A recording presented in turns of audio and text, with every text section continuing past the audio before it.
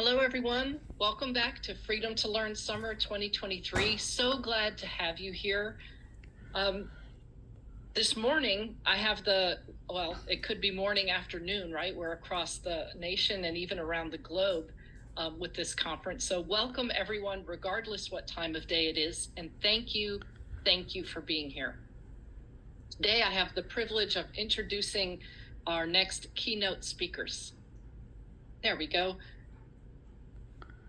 It is with great pleasure that I introduce to you Loretta Ross and Robin DiAngelo. Dr. DiAngelo is an affiliate associate professor of education at the University of Washington. In addition, she holds 2 honorary doctorates. Her area of research is in the whiteness studies and critical discourse analysis, tracing how whiteness is reproduced in everyday narratives. She's a 2-time winner of the Student's Choice Award for Educator of the Year at the University of Washington School of Social Work. She has numerous publications and books, including Is Everybody Really Equal? An Introduction to Key Concepts in Critical Social Justice Education, co-written with Özlem Şensoy, which received both the American Educational Studies Association Critics' Choice Book Award and the Society of Professors of Education Book Award in 2018. In 2011, she coined the term white fragility in an academic article which has influenced the international dialogue on race. Her book, White Fragility, Why It's So Hard for White People to Talk About Racism, was released in June of 2018 and debuted on the New York Times bestseller list, where it remained for more than 3 years. It's been translated into 12 languages. Her follow-up book, Nice Racism, How Progressive White People Perpetuate Racial Harm, is out of the press came out of the press in June of 2021. Her work or interviews have been featured in the New York Times, The Guardian, CNN, MSNBC, and many, many others, PBS, BBC, among others. In addition to her academic work, Dr. DiAngelo has been a consultant, educator, and facilitator for more than 20 years. On a personal note, she provides and shares this. I grew up poor and white. While my class oppression has been relatively visible to me, says Dr. DiAngelo, my race privilege has not. In my efforts to uncover how race has shaped my life, I have gained deeper insight by placing race in the center of my analysis and asking how each of my other group locations have socialized me to collude with racism. DiAngelo goes on by saying, in doing so, I have been able to address in greater depth my multiple locations and how they function together to hold racism in place. I now make the distinction that I grew up poor and white. For my experience of poverty would have been different had I not been white. End quote from DiAngelo. So welcome, Dr. Robin DiAngelo, and let me introduce Loretta Ross. She is a MacArthur Genius Grant recipient, nationally recognized author, and expert on racism and racial justice, women's rights, and human rights. Her work emphasizes the intersectionality of social justice issues and how intersectionality can fuel transformation. She has co-written 3 books on reproductive justice, individual rights, Women of Color Organized for Reproductive Justice, which was winner of the Outstanding Book Award by the Gustavus Myers Center for the Study of Bigotry and Human Rights. Another book she co-authored is Reproductive Justice, An Introduction. It's a first-of-its-kind primer that provides a comprehensive yet succinct description of the field and puts the lives and lived experience of women of color at the center of the book. And another co-authored book is Radical Reproductive Justice, Foundations, and Theory.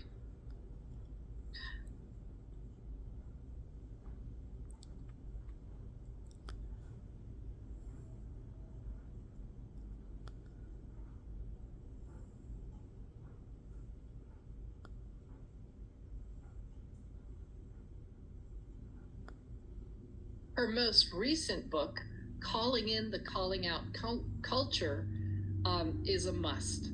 And we'll send out information about all of our keynote presenters' publications at the end of Freedom to Learn Summer. Ross appears regularly in major media outlets about the issues of our day. She was recently featured in the New York Times piece titled, "What if instead of calling people out, we called them in?" She was a co-founder and the national coordinator from 2005 to 2012 of the sister song Women of Color Reproductive Justice Collective, a network of women of color and allied organizations that organize women of color in the reproductive justice movement. She has held numerous leadership positions, including national co-director for the March for Women's Lives in Washington, D.C., founder and executive director of the National Center for Human Rights Education, founder of the Women of Color program for the National Organization for Women in the 1980s. She is a nationally recognized trainer on using the transformative power of reproductive justice to build a human rights movement that includes everyone. Ross serves as a consultant for Smith College, collecting oral histories of feminists of color for the Sophia Smith Collection, which also contains her personal archives. From a personal perspective, Loretta Ross shares that she is a rape survivor. She was forced to raise a child born of incest and is a survivor of sterilization abuse.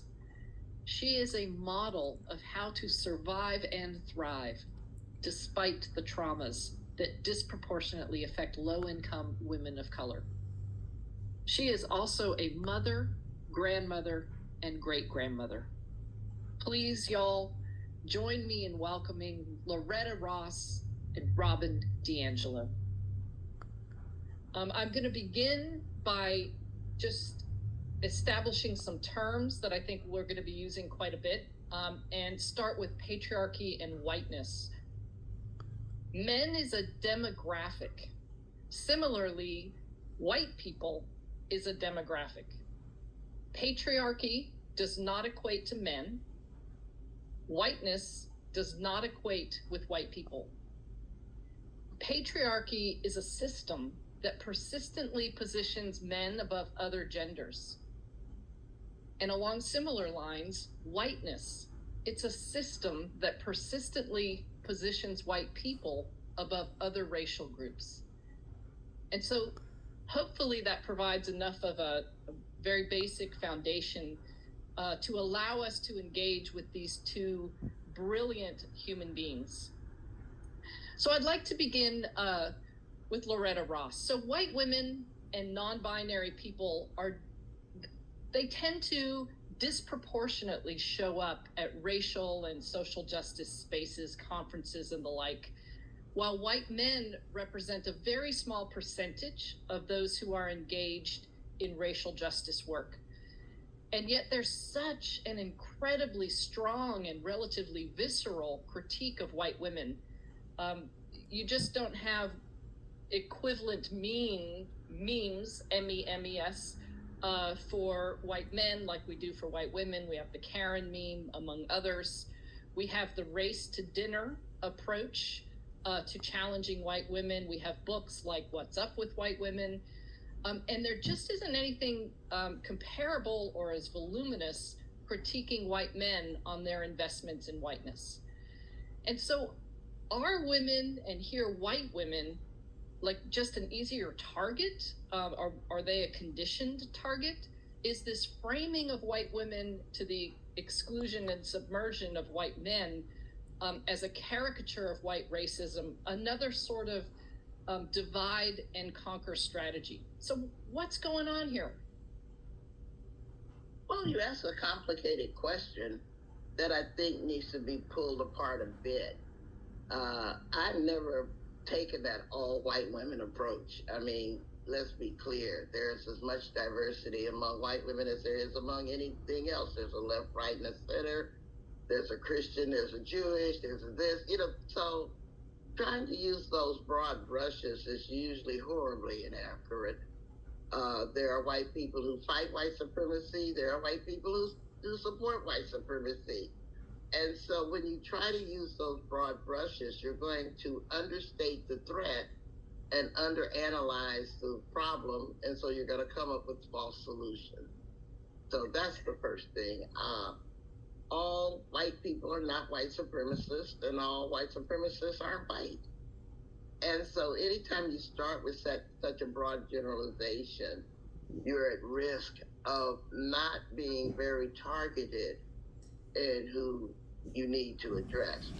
Now, having said that, I believe that there are white women who have accepted what we call the patriarchal bargain, where they believe that they will earn some degree of respect and power if they actively participate in supporting the white supremacist patriarchy.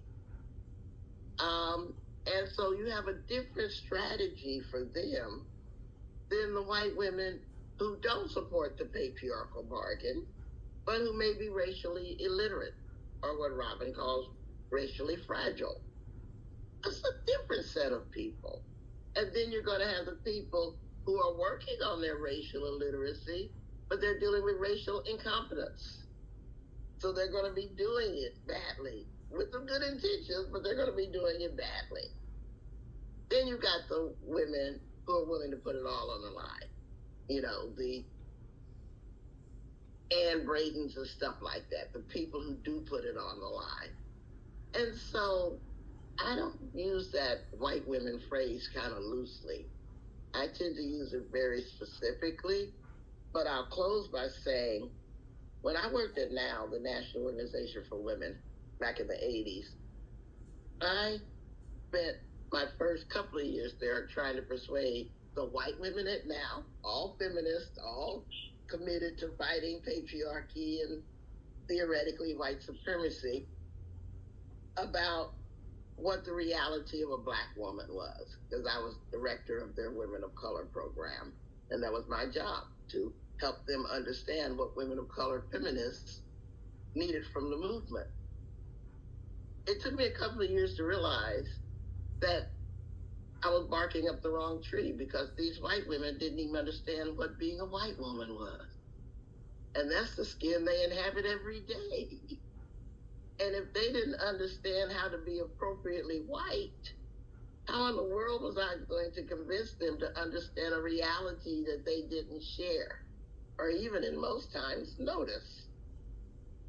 And so that's why my project switched into teaching about white supremacy and encouraging appropriate whiteness. And we can talk more about what that means later.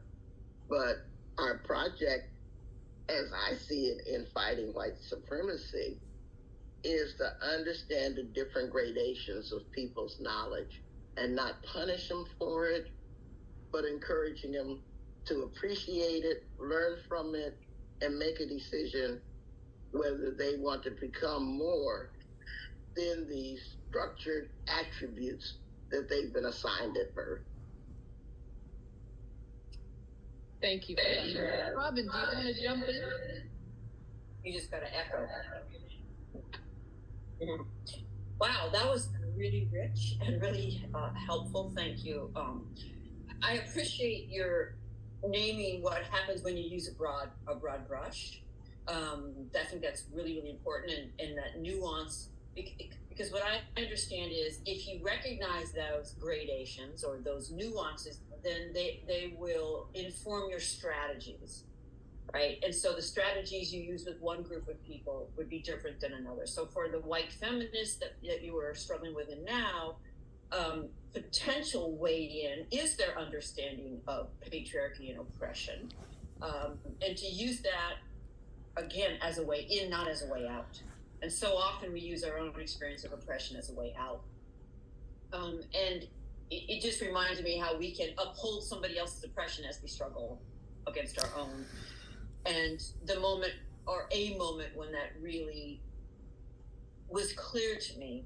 So I grew up poor, and I didn't go to college until I was in my 30s, and so I'm late to academia, and I struggle with a lot of internalized imposter syndrome, as they say. I had no idea I was smart growing up. Nothing about my intelligence was ever nurtured or affirmed. It was really about you just survive, right? So here I find myself in these academic settings, and because I came from practice to theory, unlike a lot of academics who go from theory to practice. So for years I was in anti-racist work. And then I came to academia and had like a framework, a theoretical framework to apply to all I had learned in the practice of anti-racism. So I'm in those rooms, I feel inadequate, but I also see racism's happening, maybe in the way we're discussing a candidate during a job search and this kind of thing. And I would often be silent through a sense of feeling intellectually inferior, right? I was just sure they were going to cite some study that I hadn't either read or understood. But there was a moment when I realized, okay, your silence right now, you recognize racism, you see it, and you're being silent, and that's not coming from a place of superiority. That's coming from a place of inferiority. But how is it functioning in the room? And it's functioning to uphold racism. And it's also functioning to further me along, right? I will benefit from that silence as a white person, right? I will be seen as a team player. I will get ahead. I won't risk the social loss of breaking with white solidarity. And that was, recognizing that made that silence unacceptable, no matter how scary it was to speak, right?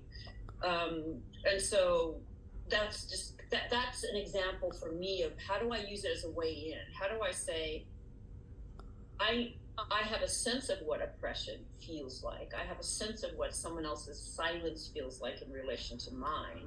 It's not the same, but it's unbearable to think that I would be perpetrating that on anybody else. And that drives me to speak through that fear, right?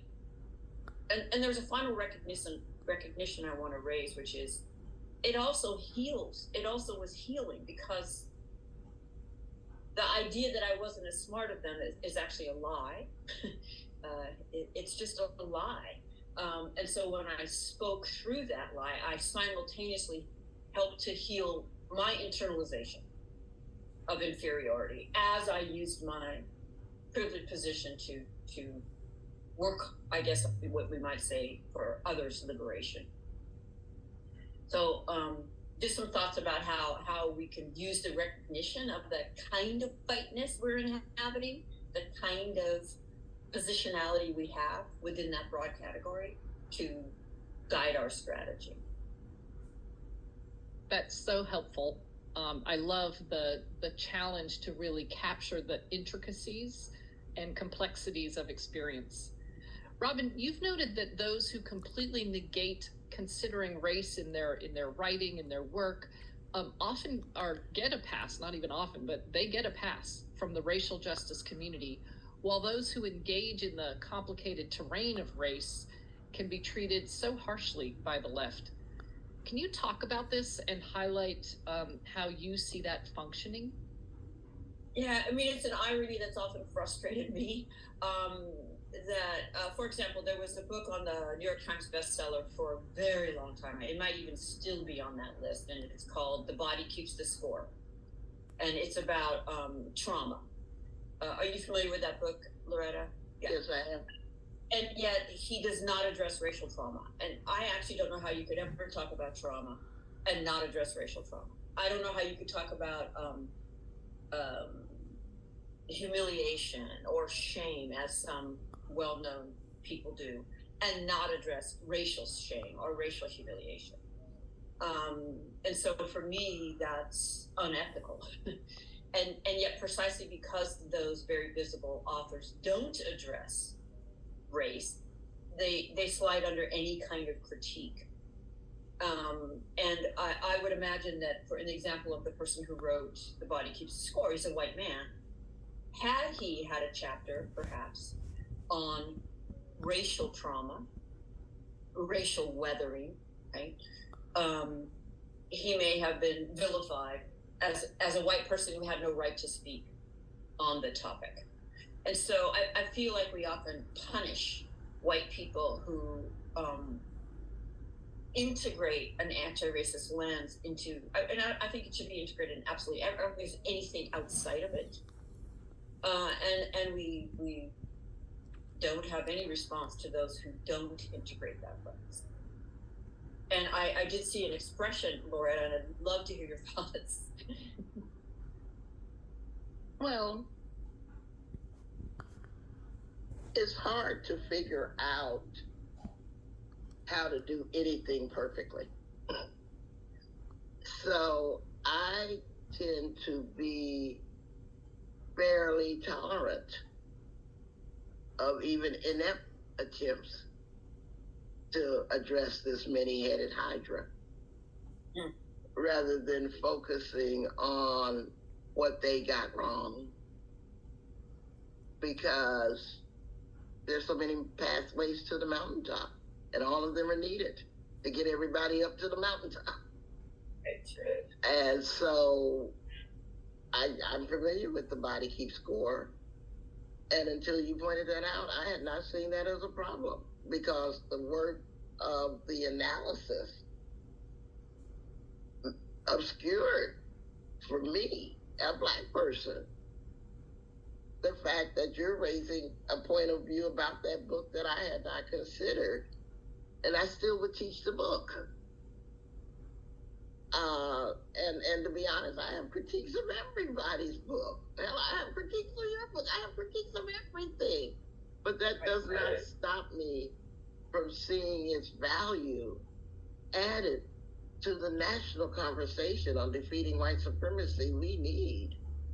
And so I have a strong tendency to sift from everything what I find useful and just leave the critique laying somewhere else, because the critique is not nearly as useful to me as its value.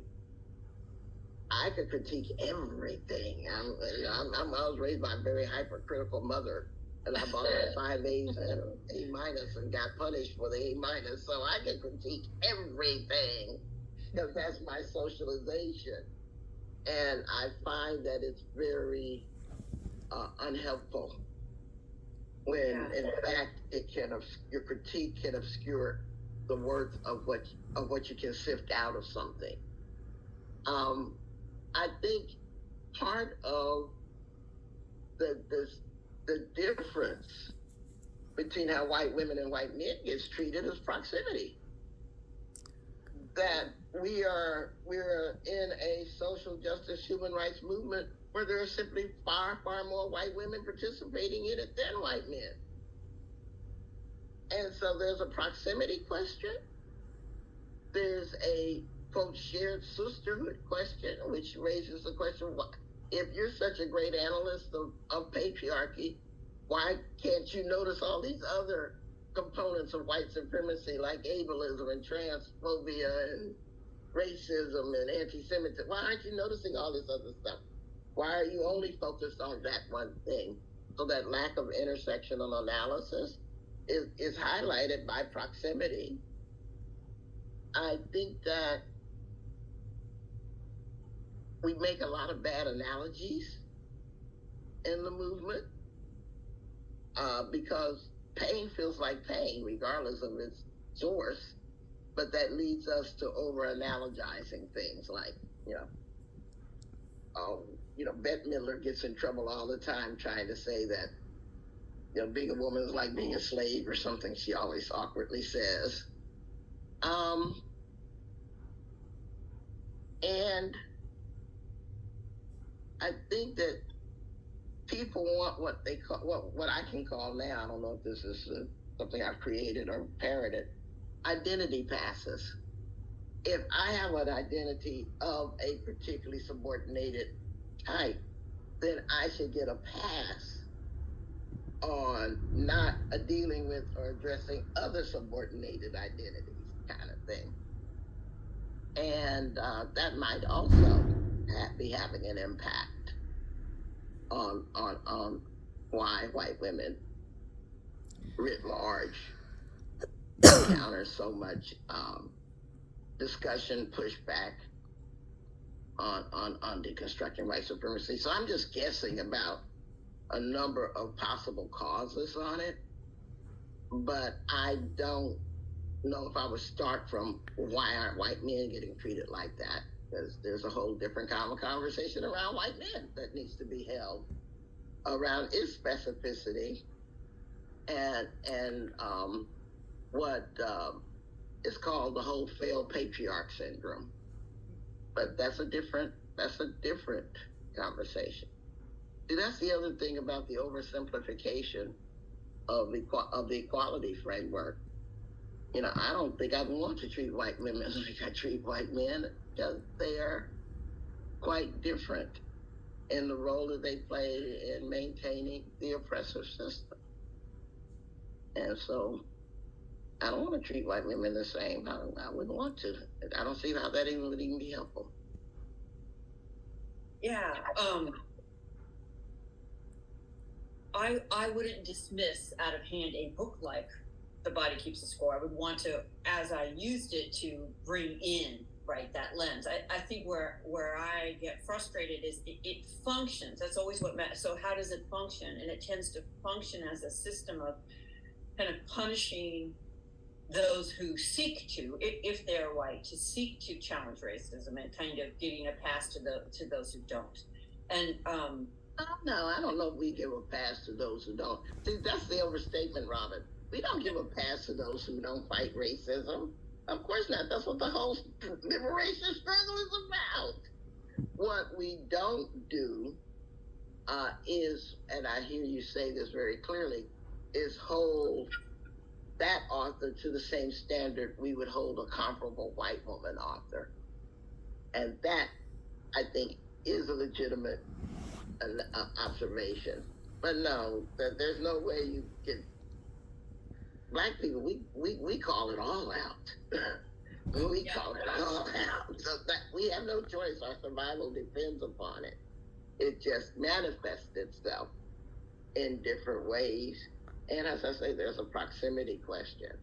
And I think that those of us who really are feminists and have as our ecosystem more absorption of knowledge and conversation from the women's movement, we tend to walk a little skewed, because we think that what's happening in our feminist bubbles and conversations is the totality of what's going on, and it's not really. Right.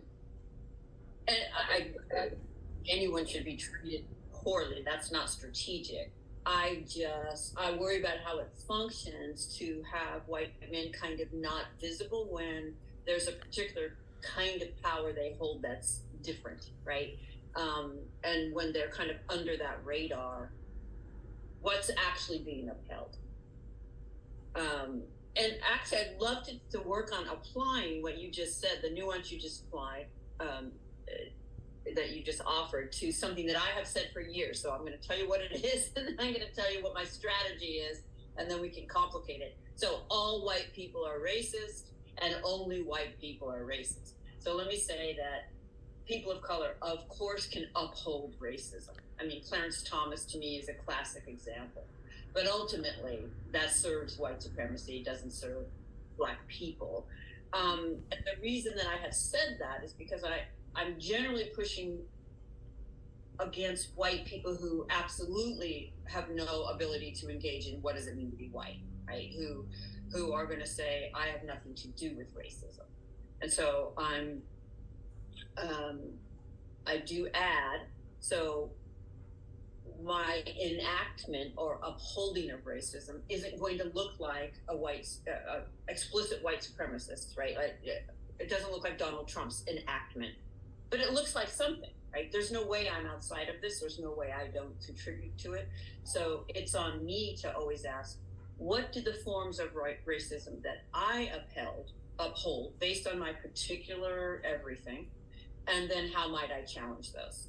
So that's what I'm trying to get. That's the nuance I'm trying to put in there. But I know my people, and any way out from under this, we will want to take, right? So, any way I can say I'm not racist or I'm not as racist, we want to take that. So by just kind of saying, no, we're just going to operate from the premise that, of course, you have absorbed the ideology of racism. Of course, you have investments and enactments. And now you want to be an individual. Great. You get to then apply all of your individual experiences, positions to figuring out what your particular role is.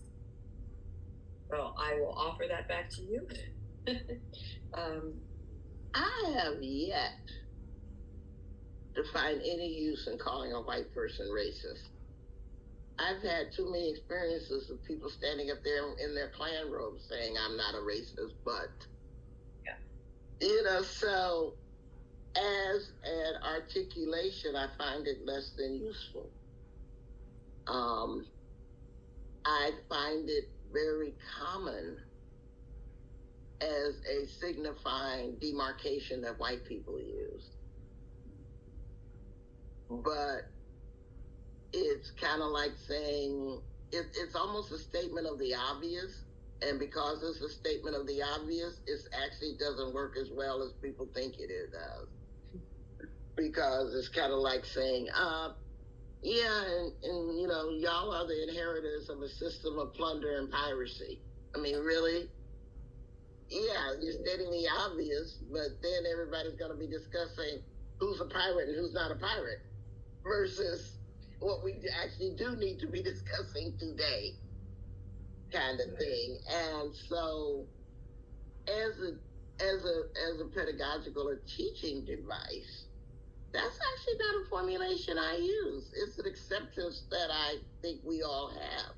And even the question of, can a black person be racist and can a white person be racist? To me, that is another red herring. All of these are designed in many ways to shake white people out of their complacency, shake them out of the assumption that they don't have a stake in this discussion. When in fact, my task is to make them have fun having the discussion. And anything that compromises their ability to do this with joy, I find them as less useful. Because no human being fully embraces that which they dread, that which they are afraid of, that which they would rather ignore. That's like Sisyphus pushing that mountain up the hill, that rock up the hill. When you say, oh, but you can do this and you're going to have fun doing it, you're going to have joy in doing it, and you're going to emerge on the other side a happier, better, more fulfilled person. And that's what I want to attract people to the struggle with. Can I ask a strategy that you use to engender that? Well, my course is called White Supremacy in the Age of Trump. So I have the joy of teaching hundreds of students every semester in this process. I start off by quoting one of my mentors, Leonard Zeskind, who, one of the best anti-fascist researchers in the country. And he used to say all the time, he said, we all need to lighten up because fighting fascism should be fun. It's being a Nazi that sucks. And he shifted my entire perspective. Like, if we are not figuring out how to make it joyful and fun to engage in the righteous struggle, why would anybody want to join us? When they're very comfortable living their lives, ignoring all of this stuff. And so that has been my orientation since he said that to me back in the 1990s. Like, and all he did was echo what Tony Cade had said.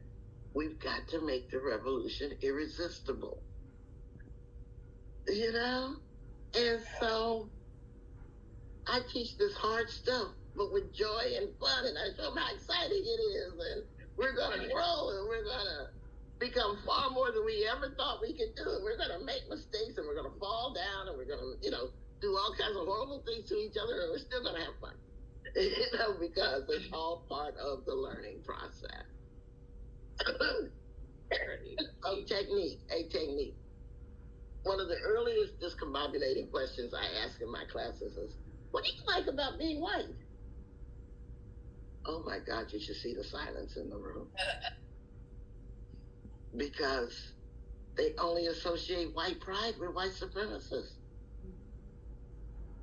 So they struggle to find anything about themselves they're proud of.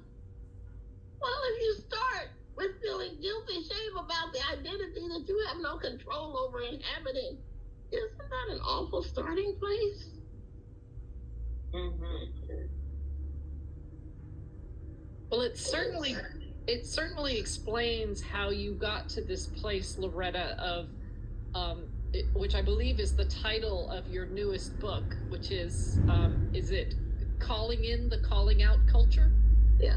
So I would love you of course, which you have just done, advocate that people move away from that sort of practice of calling each other out and focusing on a negative and maybe demeaning approach, and instead promote the creation of this calling in culture. I'm hoping that you can explain for us what that is and how you see it helping us to stop attacking those in the effort and to help us pull others in who've elected the sidelines.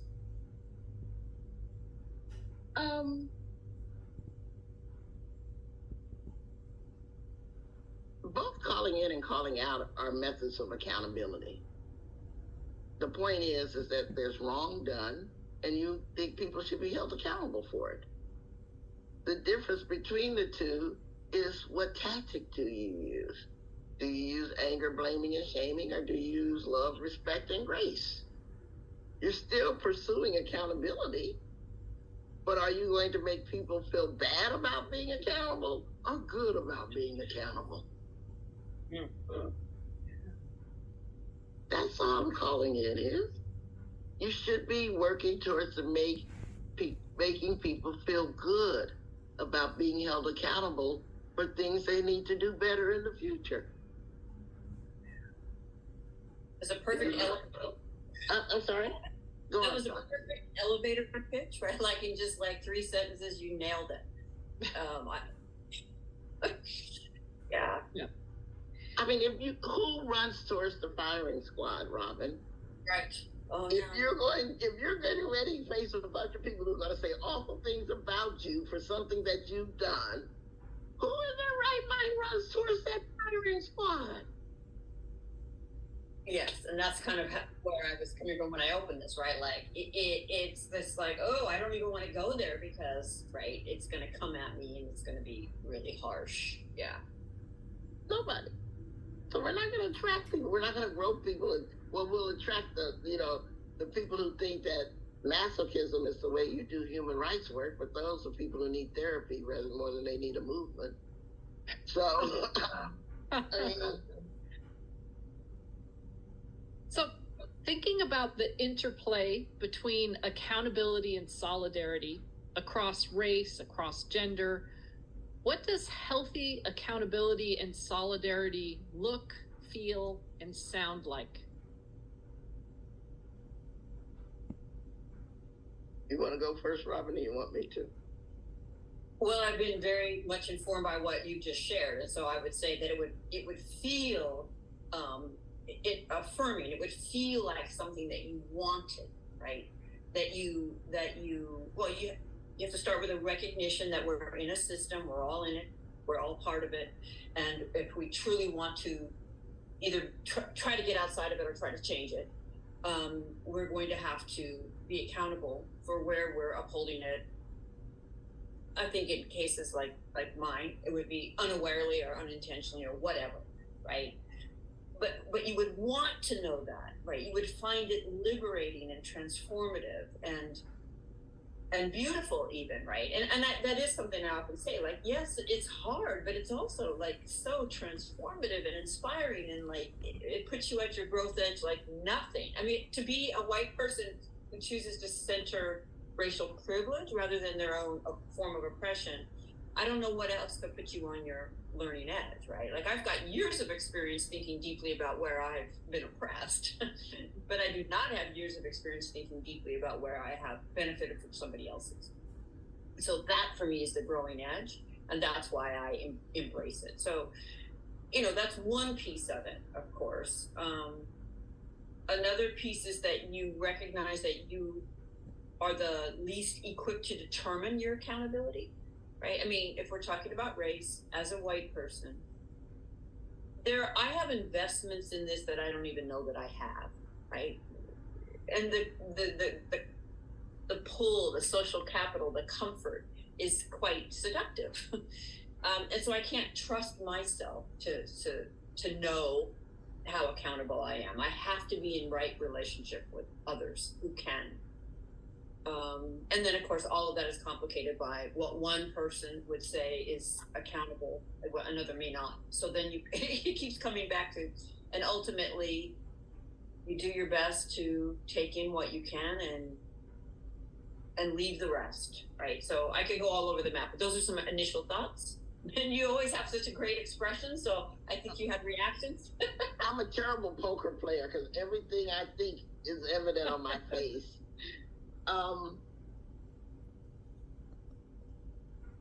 I think the greatest gift I can offer people in my work against white supremacy and calling in is the gift of being able to make mistakes with joy. So that they can let go of that perfectionist standard.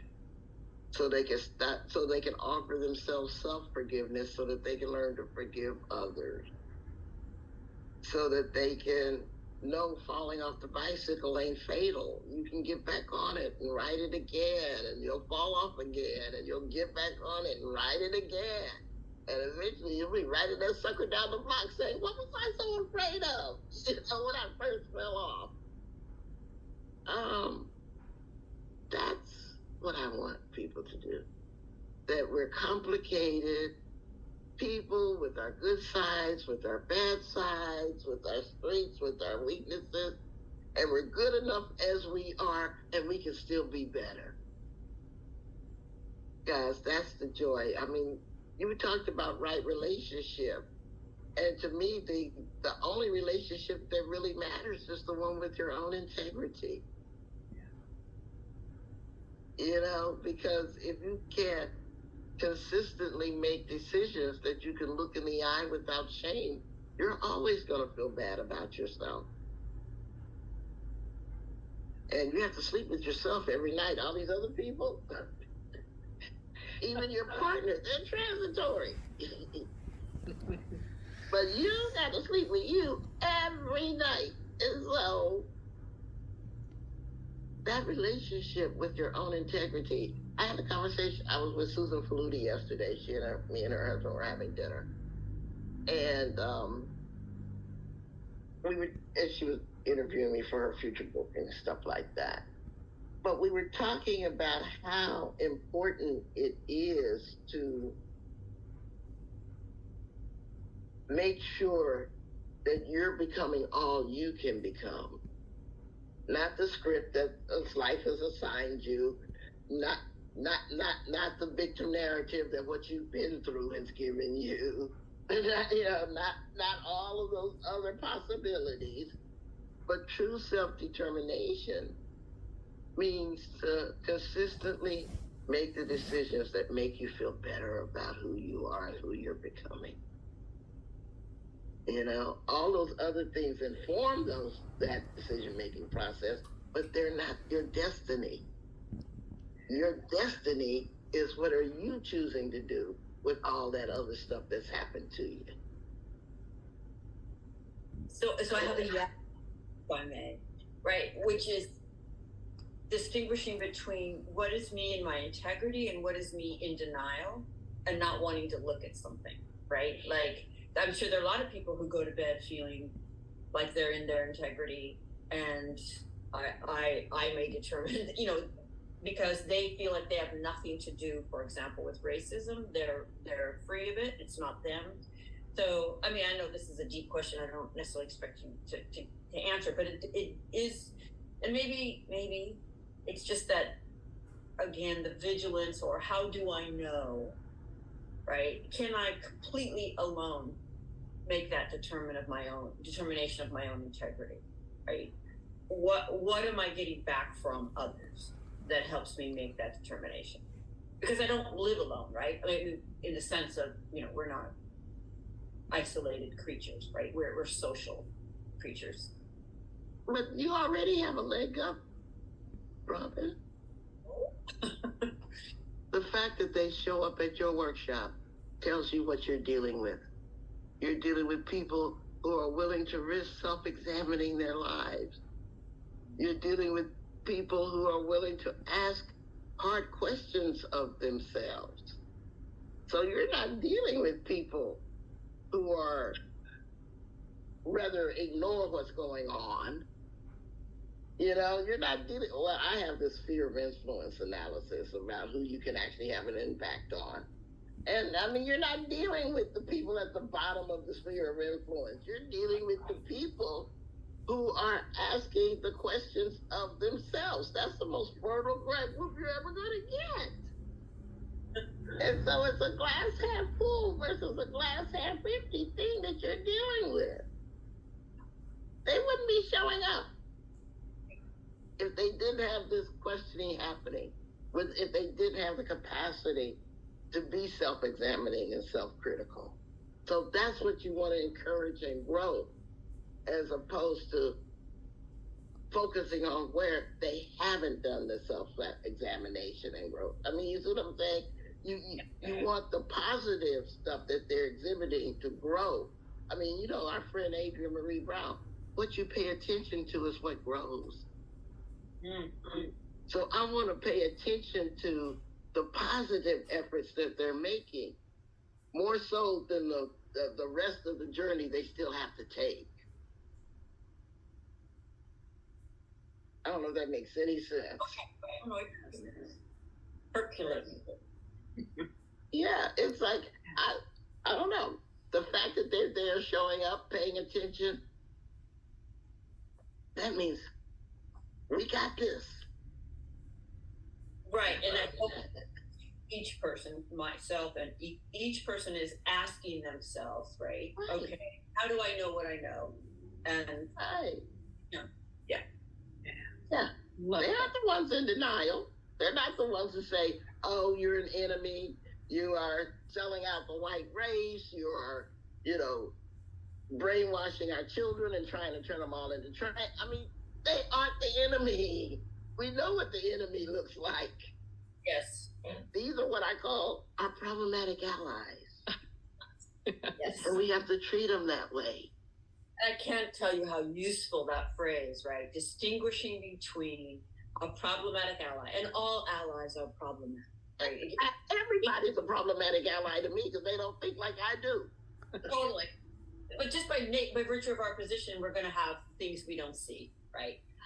So the difference between a problematic ally and an actual adversary, right? Yeah. And that's been so useful to me. Thank you for that.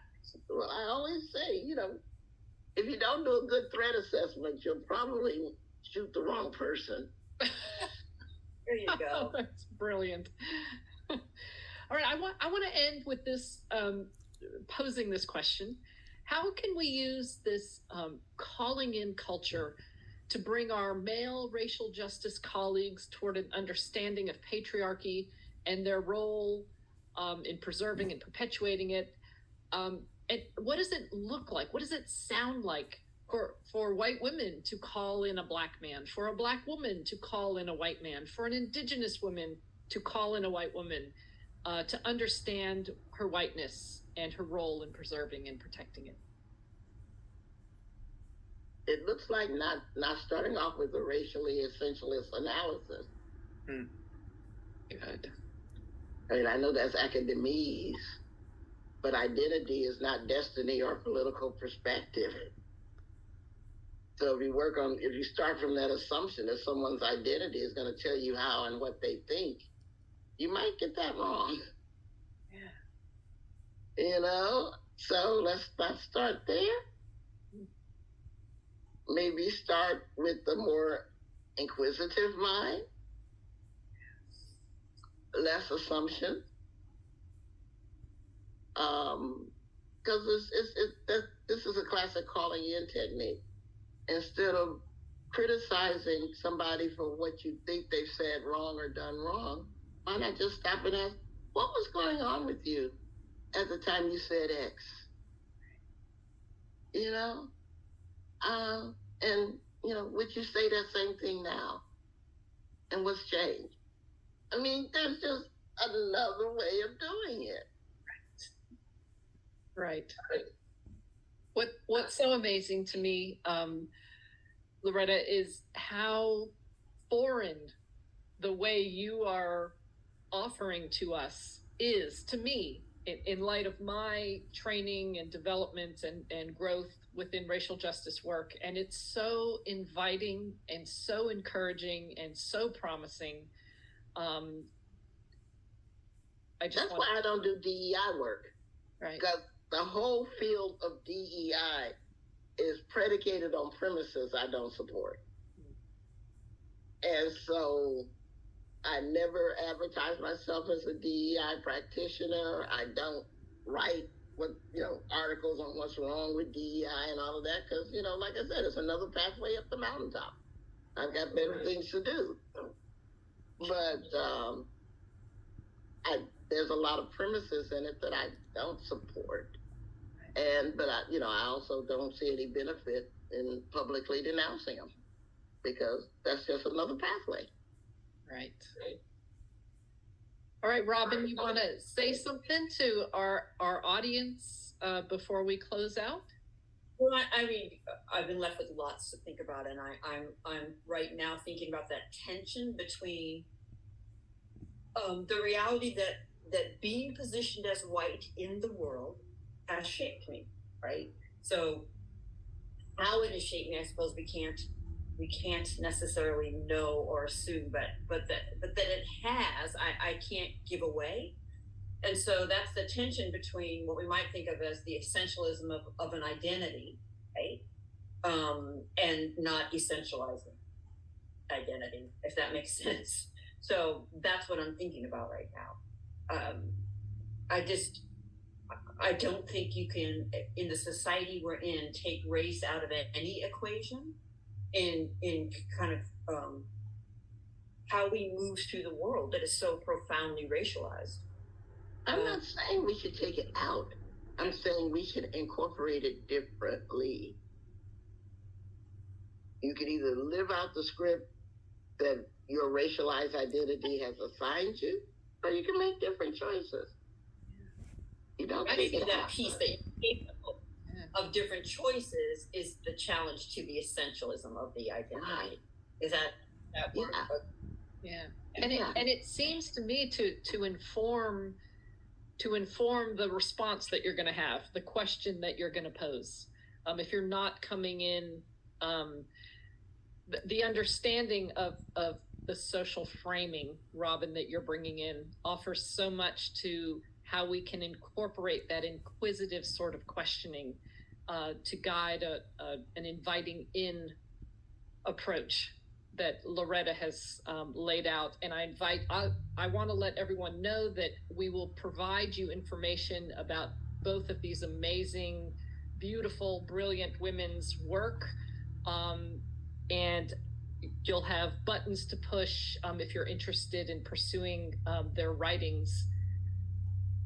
It'll be coming to you the day after the final day of Freedom to Learn Summer. Loretta and Robin, thank you both so much. You are